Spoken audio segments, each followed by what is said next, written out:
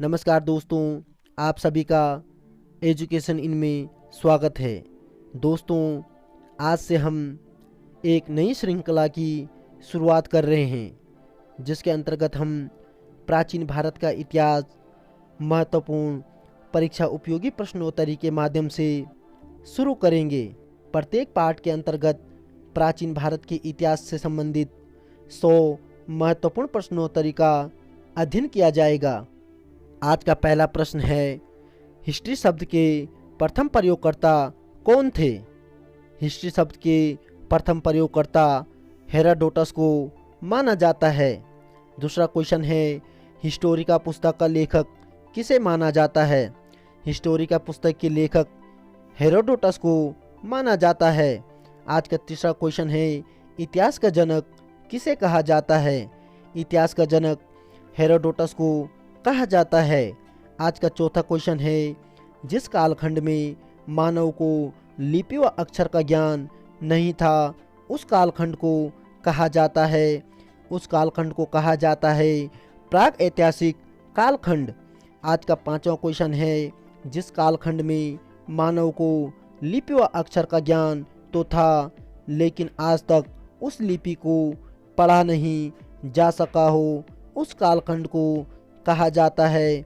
दोस्तों, उस कालखंड को आद्य ऐतिहासिक काल कहा जाता है।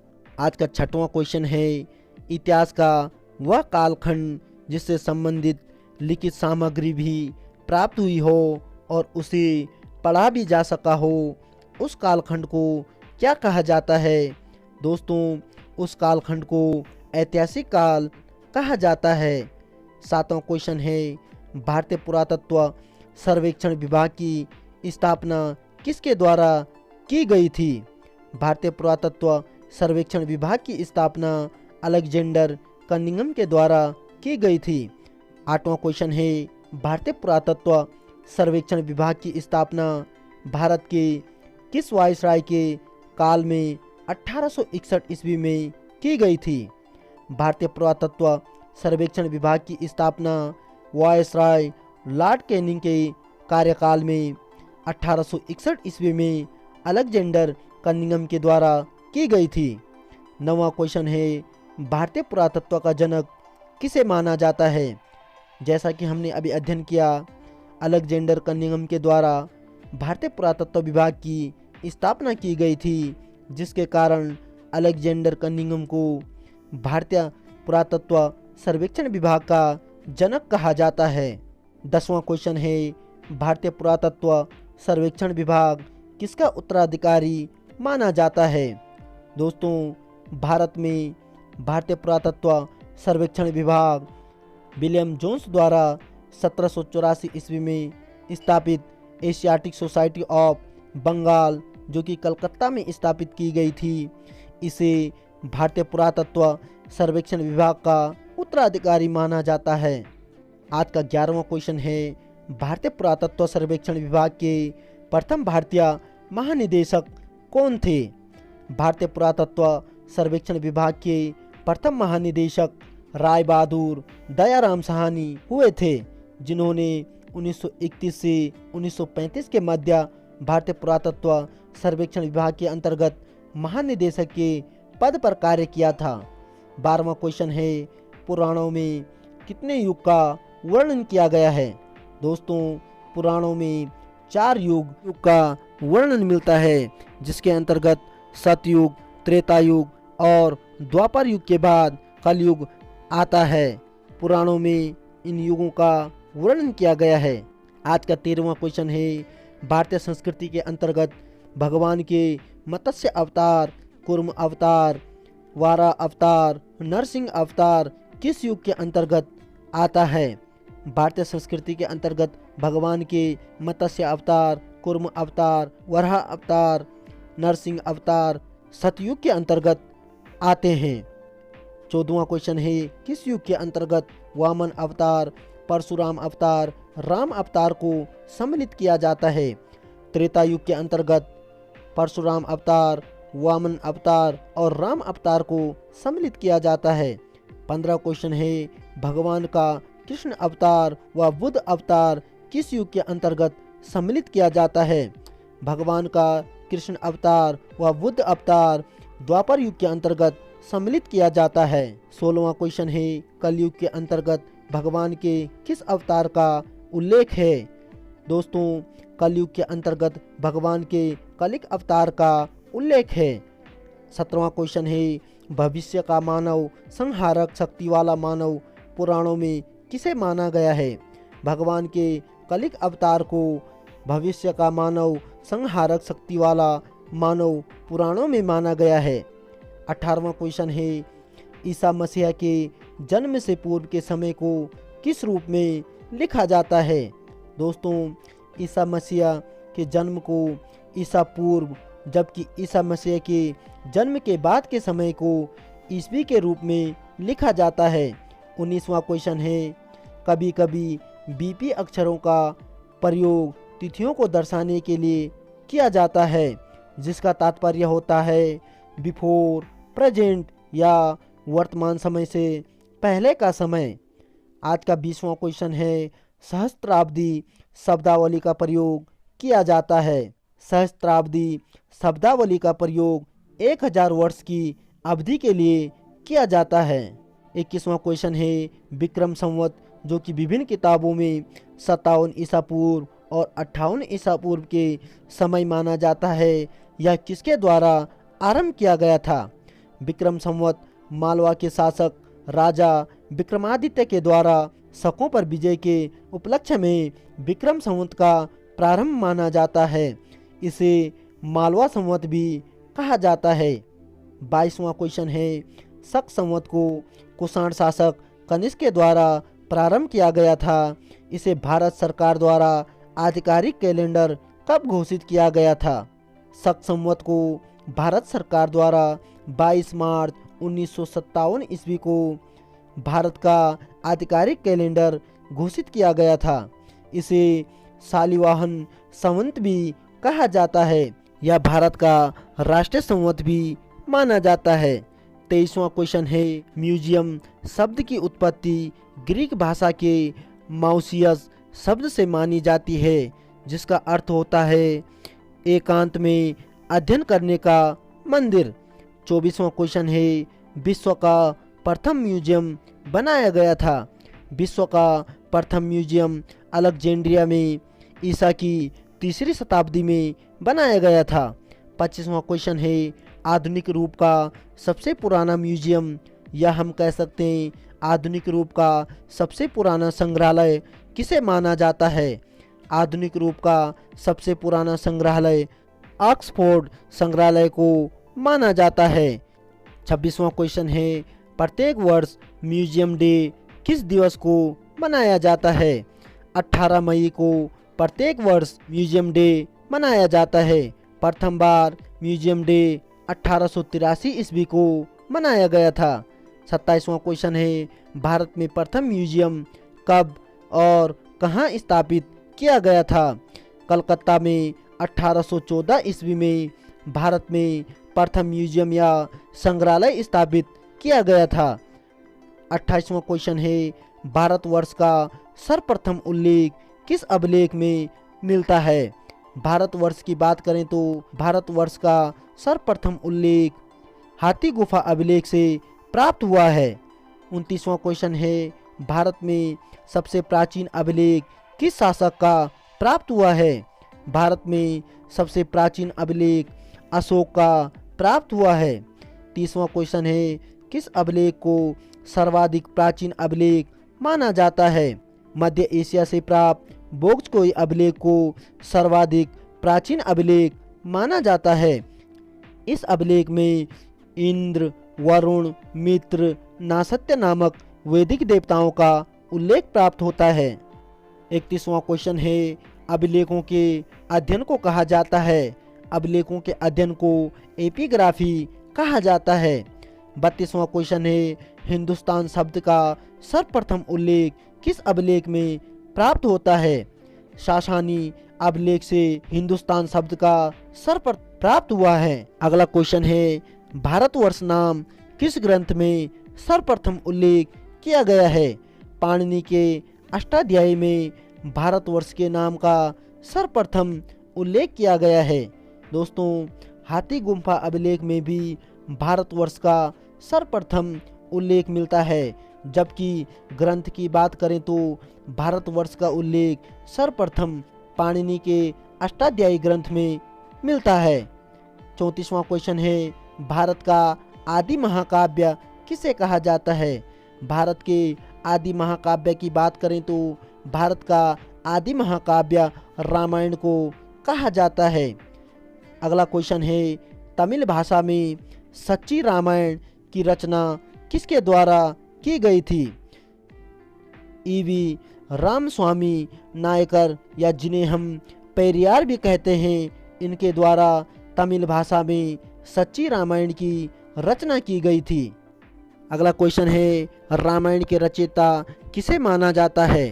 रामायण के रचयिता महर्षि वाल्मीकि को माना जाता है। अगला क्वेश्चन है, विश्व का सबसे बड़ा महाकाव्य किसे माना जाता है?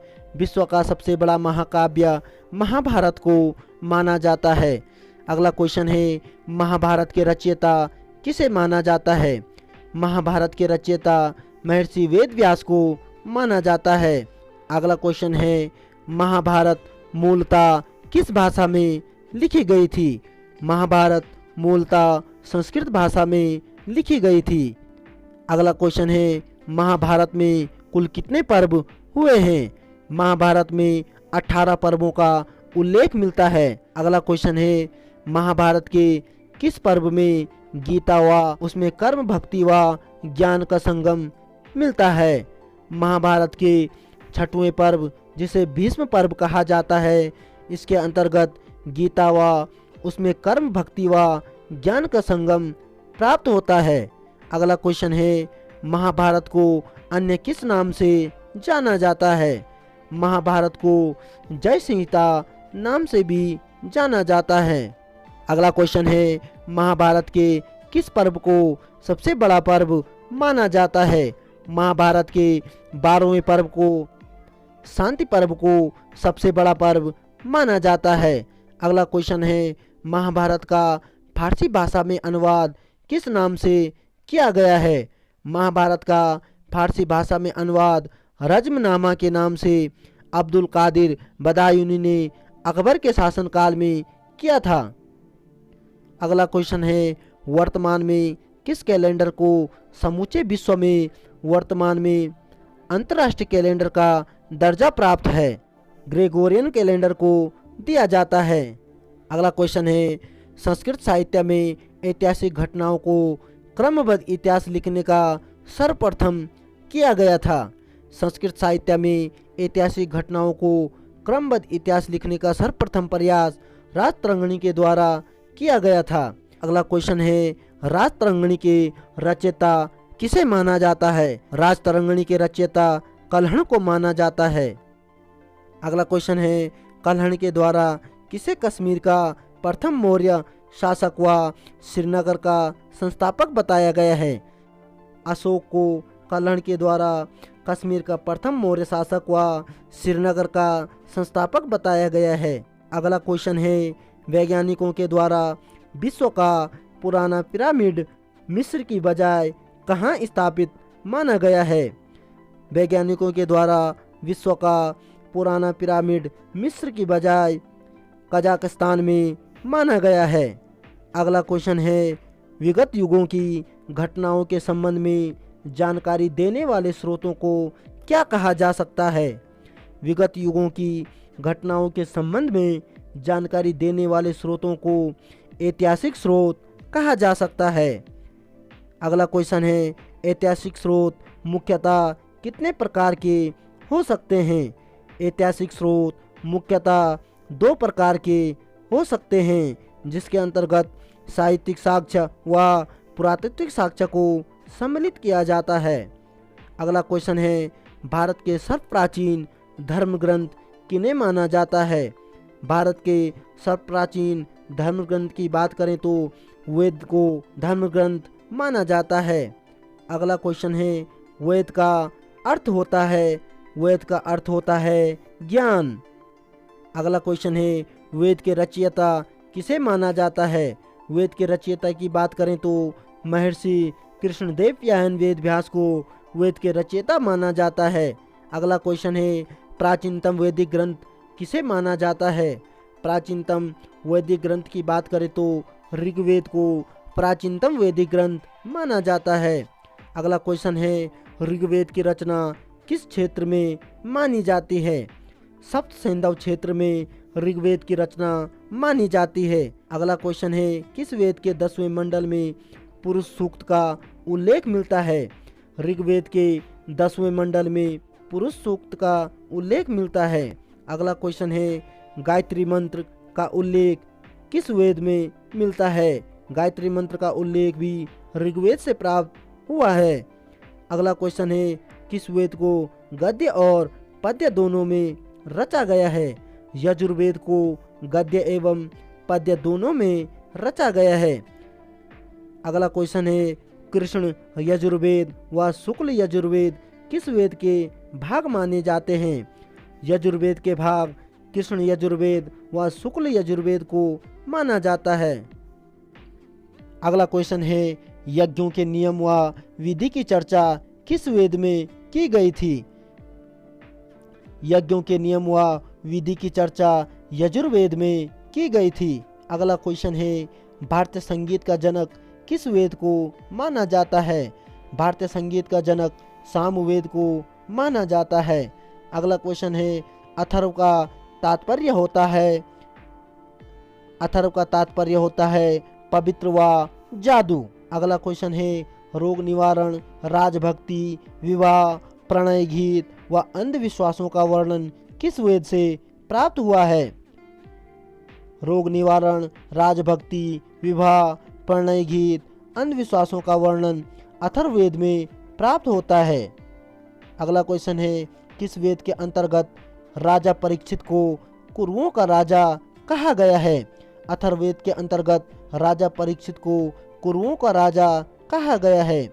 अगला क्वेश्चन है, प्रत्येक वेद की गद्य रचना को क्या कहा जाता है? प्रत्येक वेद की गद्य रचना को ब्राह्मण ग्रंथ कहा जाता है। अगला क्वेश्चन है, गौपद ब्राह्मण ग्रंथ का संबंध किस वेद से माना जाता है? गौपद ब्राह्मण ग्रंथ का संबंध अथर्ववेद से माना जाता है। अगला क्वेश्चन है, अरण्य शब्द का अर्थ होता है। अरण्य शब्द का अर्थ जंगल या वन से लिया जाता है। अगला क्वेश्चन है, जिनके विषय आत्मा, परमात्मा, जन्म, मृत्यु व पुनर्जन्म आदि से होता है वे कहे जाते हैं। जिनके विषय आत्मा, परमात्मा, जन्म, मृत्यु व पुनर्जन्म आदि से होते हैं उन्हें आर्णक्य दार्शनिक ग्रंथ कहा जाता है। अगला क्वेश्चन है, किसके माध्यम से ज्ञान मार्ग और कर्म मार्ग के बीच सेतु का कार्य होता है? आर्णक्य के माध्यम से ज्ञान मार्ग और कर्म मार्ग के मध्य सेतु का कार्य होता है। अगला क्वेश्चन है, उपनिषद का शाब्दिक अर्थ होता है। उपनिषद का शाब्दिक अर्थ होता है गुरु के समीप बैठकर अध्ययन करना। अगला क्वेश्चन है, सत्यमेव जयते भारत का राष्ट्रीय आदर्श वाक्य किस उपनिषद से लिया गया है? सत्यमेव जयते भारत का राष्ट्रीय आदर्श वाक्य मुंडको उपनिषद से लिया गया है। अगला क्वेश्चन है, वैदिक साहित्य का अंतिम भाग व वेदों का सर्वोच्च व अंतिम उद्देश्य बतलाने के कारण उपनिषदों को कहा जाता है। वैदिक साहित्य का अंतिम भाग व वेदों का सर्वोच्च व अंतिम उद्देश्य बतलाने के कारण उपनिषदों को वेदांत कहा जाता है। अगला क्वेश्चन है, वेदों का अर्थ समझने व सूक्तियों के सही उच्चारण के लिए रचना की गई थी। वेदों का अर्थ समझने व सूक्तियों के सही उच्चारण के लिए वेदांग की रचना की गई थी। अगला क्वेश्चन है, वेदांग की संख्या मानी जाती है। दोस्तों, वेदांग की संख्या 6 मानी गई है, जिसके अंतर्गत शिक्षा, कल्प, व्याकरण, निरुक्त, छंद और ज्योतिष को शामिल किया जाता है। अगला क्वेश्चन है, यज्ञों के विधा के नियमों का संक्षेप में तथा व्यवस्थित रूप से प्रतिपादित करने के लिए कल्प सूत्रों का जन्म हुआ है, जिनकी संख्या है दोस्तों कल्प सूत्रों की संख्या 4 बताई गई है, जिसके अंतर्गत स्रोत सूत्र, ग्रह सूत्र, धर्म सूत्र और सुलभ सूत्र को सम्मिलित किया जाता है। अगला क्वेश्चन है, भारतीय ऐतिहासिक कथाओं का सबसे अच्छा विवरण प्राप्त होता है। भारतीय ऐतिहासिक कथाओं का सबसे अच्छा विवरण मिलता है पुराणों के माध्यम से। अगला क्वेश्चन है, पुराणों के रचयिता किसे माना जाता है। पुराणों के रचयिता लोमहर्ष व उनके पुत्र उग्रश्रवा को माना जाता है। अगला क्वेश्चन है, पुराणों की संख्या कितनी मानी गई है। पुराणों की संख्या 18 मानी गई है। अगला क्वेश्चन है, सर्वाधिक प्राचीन व प्रमाणिक पुराण किसे माना जाता है। सर्वाधिक प्राचीन और प्रमाणिक पुराण मत्स्य पुराण को माना जाता है, जिसके अंतर्गत विष्णु के 10 अवतारों का उल्लेख भी प्राप्त होता है। अगला क्वेश्चन है, विष्णु पुराण का संबंध किस वंश से माना जाता है। विष्णु पुराण का संबंध मौर्य वंश से माना जाता है, जबकि वायु पुराण का संबंध गुप्त वंश और मत्स्य पुराण का संबंध आंध्र सातवाहन वंश से माना जाता है। अगला क्वेश्चन है, अमरकोश में पुराणों के कितने विषय बताए गए हैं। अमरकोश में पुराणों के 5 विषय बताए गए हैं, जिसके अंतर्गत सर्ग, प्रतिसर्ग, वंश, मनवंतर व वंशानुचरित बताया गया है। अगला क्वेश्चन है, सांख्य दर्शन के प्रवर्तक किसे माना जाता है। सांख्य दर्शन के प्रवर्तक कपिल मुनि को माना जाता है, जबकि योग दर्शन के पंतजलि, वैशेषिक दर्शन के कणाद, न्याय दर्शन के गौतम, पूर्व मीमांसा के जैमिनी और उत्तर मीमांसा के बादरायण को माना जाता है। अगला क्वेश्चन है, किस स्मृति में गुप्त वंश का विवरण प्राप्त हुआ है। दोस्तों, नारद स्मृति में गुप्त वंश का विवरण प्राप्त हुआ है। वहीं स्मृतियों में मनु स्मृति की बात करें तो मनु स्मृति को सर्वाधिक प्राचीन स्मृति माना जाता है।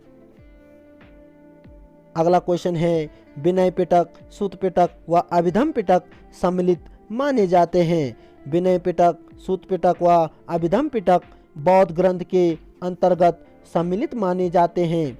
अगला क्वेश्चन है, पुराणों में जैन साहित्य को क्या कहा गया है। पुराणों में जैन साहित्य को चरित कहा गया है।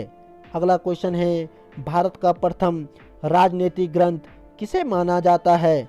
भारत के प्रथम राजनीतिक ग्रंथ की बात करें तो भारत का प्रथम राजनीतिक ग्रंथ अर्थशास्त्र को माना जाता है, जिसकी रचना कौटिल्य याजनेहम, विष्णुगुप्त कहते हैं, इनके द्वारा की गई थी। अगला क्वेश्चन है, संस्कृत ग्रंथ वार्तिका के रचयिता माने जाते हैं।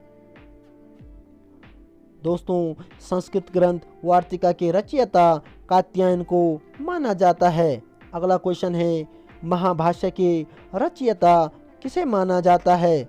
महाभाष्य के रचयिता पंतजलि को माना जाता है। अगला क्वेश्चन है, मालविका अग्निमित्रम के रचयिता किसे माना जाता है। मालविका अग्निमित्रम के रचयिता कालिदास को माना जाता है। अगला क्वेश्चन है, मृच्छकटिकम के रचयिता किसे माना जाता है। मृच्छकटिकम के रचयिता शूद्रक को माना जाता है। अगला क्वेश्चन है, विक्रमांक देवचरित के रचयिता किसे माना जाता है। विक्रमांक देव चरित के रचयिता विल्हण को माना जाता है। अगला क्वेश्चन है, सिक्कों के अध्ययन को कहा जाता है। सिक्कों के अध्ययन को न्यूमिस्मेटिक कहा जाता है। अगला क्वेश्चन है, भारतीय मुद्रा शास्त्र के जनक किन्हें माना जाता है। भारतीय मुद्रा शास्त्र के जनक जेम्स प्रिंसेप को माना जाता है। अगला क्वेश्चन है, सर्वाधिक सोने के शुद्ध सिक्के किनके द्वारा प्रचलित किए गए थे। सर्वाधिक सोने के शुद्ध सिक्कों की बात करें तो कुषाण शासकों के द्वारा सर्वाधिक सोने के शुद्ध सिक्के प्रचलित किए गए थे। अगला क्वेश्चन है, शीशे के सिक्के किन शासकों के द्वारा जारी किए गए थे। सातवाहन शासकों के द्वारा सिक्के के सिक्के जारी किए गए थे। अगला क्वेश्चन है, प्राचीन काल में मूर्तियों का निर्माण किस काल से माना जाता है। प्राचीन काल में कुषाण काल से मूर्तियों का निर्माण माना जाता है। अगला क्वेश्चन है, जिन सिक्कों व मुद्राओं पर कोई लेख नहीं होता था, केवल आकृतियां विद्यमान होती थी उन्हें कहा जाता था। जिन सिक्कों पर व मुद्राओं पर कोई लेख नहीं होता था और उन पर केवल आकृतियां विद्यमान होती थी उन्हें पंचमार्क या आहत सिक्के कहा जाता था। अगला क्वेश्चन है, सिक्कों पर सर्वप्रथम लेख व तिथियां लिखवाने की शुरुआत किनके द्वारा की गई थी?